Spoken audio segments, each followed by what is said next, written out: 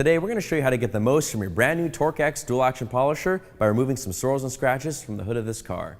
So here we've got an everyday occurrence. The owner of this car got some bird droppings on the hood, not a big deal, but when she took it to the car wash, somebody scrubbed it off with something abrasive. It was either a Brillo pad or a Scotch-Brite pad, but whatever it was, it left all kinds of marring marks and all kinds of scratches all over the hood.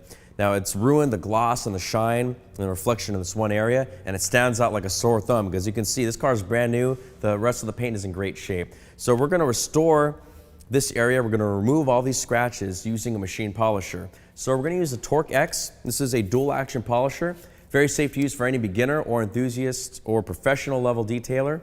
It's lightweight, compact, balanced, and gets professional level results on any area of your vehicle. Now along the way, I'm also going to use an orange Hexlogic cutting pad. This is a nice medium duty foam pad. It's going to help me remove the swirls and scratches and then finish with a nice deep lustrous reflection to restore the gloss and shine to this paintwork. Now it attaches to the hook and loop backing plate very easily. It's a very secure bond. It's not going to fall off while I'm working the machine. I'm also going to use VSS. This is a scratch and swirl remover. This is a great product to use to remove any scratches and swirls on your paintwork and restore some shine. So to get started, I'm just going to add 5 dots of polish to the pad. Now the size of the dot that you use is pretty important. You don't want to use too much polish and you can't use too little. So about the size to fill up one of these little hex grooves is all you need to prime the pad up. There we go. I'm also going to use just one spray of some polishing pad conditioner. This just helps to soften up the pad to lubricate everything when it's nice and dry. There we go, that's all I need.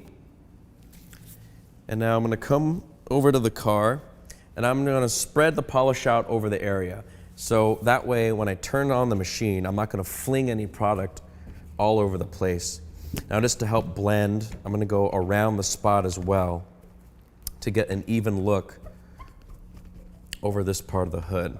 So you can see that I've spread the polish out. I don't have any high spots. Now I'm going to work it into the area just really quick just to help spread it out more evenly into the paint. I'm going to turn my speed setting dial on the torqx to speed setting 1. I'm going to click the machine on when the machine is on the paint. I'm just going to spread it out over the paintwork. I'm not working it in right now.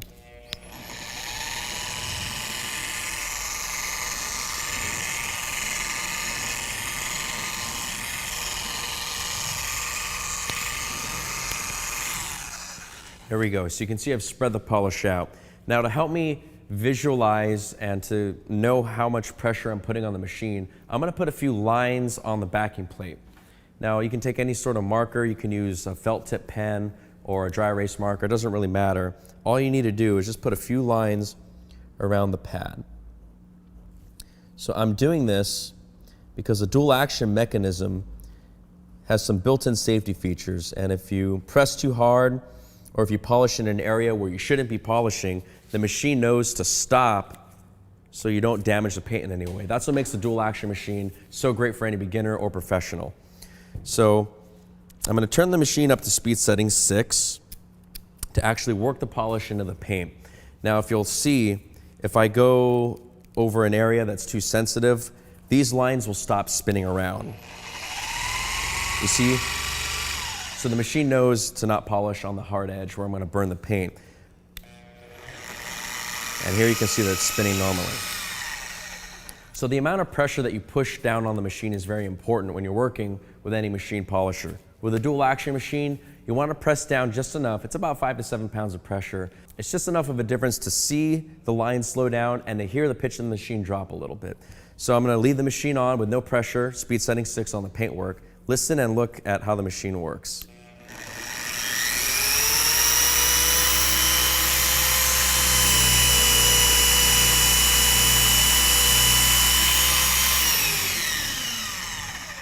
So that slight change you saw in her when I pushed down on the machine is just enough to get the job done. You don't want to press any harder than that. You're going to wear out the backing plate, the pad, and the machine. You're going to get bad polishing results. And don't press down too lightly because then you're not going to get enough pressure and enough friction on the paintwork. The polish has a certain work time, so this is just the right amount to get the job done. So I'm going to put my machine on the paintwork, turn it on speed setting 6, and polish nice and slow over the area. I'm going to move side to side about 1 inch per second. And with every pass over the paintwork, I'm gonna overlap the prior one 50% to get even paint removal and an even shine over the hood.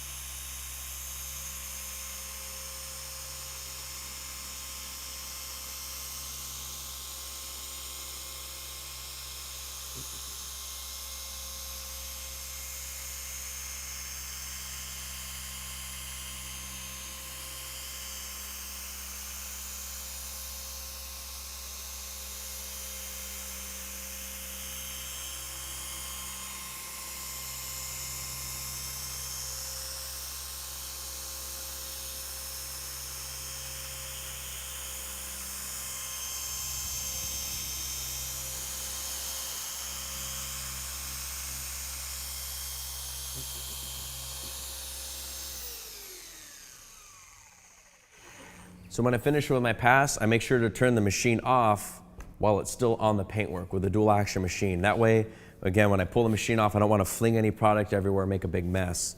So you see, I did about 3 to 4 passes over the area, and I worked the polish until it turned nice and clear. You saw it went on very thick and blue, now it's very thin and very clear, so that means the abrasives have broken down.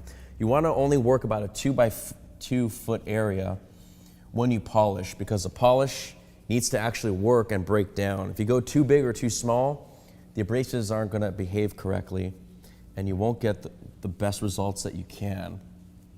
But you can see we got fantastic results in just one application of the product with the torqx machine.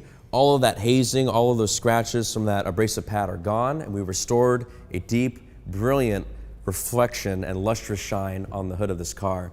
Now, we were lucky. We were able to get away with a one-step. We didn't have to resort to any water sanding. We didn't have to use a heavy compound. We just used one scratch and swirl remover, one light cutting pad, and the torqx dual action polisher to restore this paintwork. We saved this customer a whole lot of work and a whole lot of headaches going to a body shop, doing all kinds of crazy stuff.